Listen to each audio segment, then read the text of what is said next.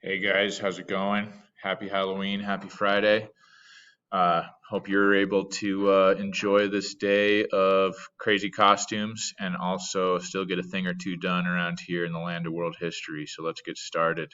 Again, shout out to the class captains. Thank you for doing this.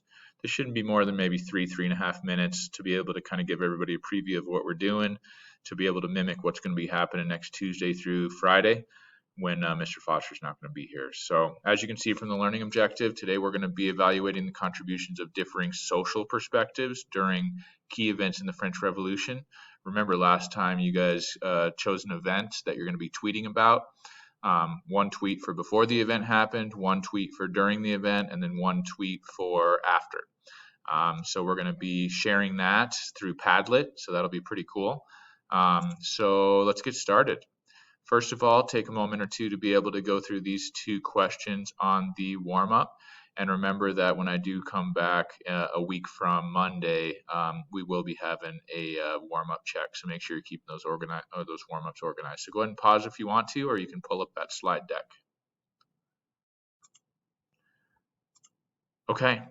So remember last time each table had one of these events. So please make sure that you've got 3-2 open.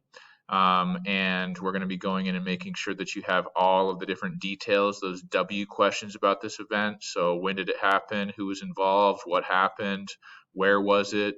A lot of those W questions as far as using that reliable source from ideally EDU to be able to get the event. And you can use the same source as other people at your table. But then we're going to be going in and dividing out. So each person has a different person role. So you can choose within your table as far as who's going to be royalty, maybe Louis the 16th, who knows, who's going to be in the peasant class, which remember that was like over 95% of the population, who's going to be a priest or clergy or somebody that's with the church, who's going to be in the soldier area, and who's going to be a foreigner. So make sure that at least you have these top three, and if you have enough people at your table, that you're also getting into there. That's the perspective that you're going to be using for your tweet. So take a moment to be able to research like what it was like to be that person during the French Revolution, and then you can combine it into your event to be able to formulate your tweet. Okay, so then once you do that, we're going to be getting into your tweet, and so you can see only 280 characters.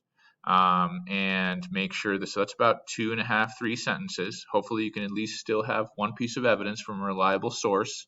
And you're going to be creating a tweet for before, one for during, and one for after.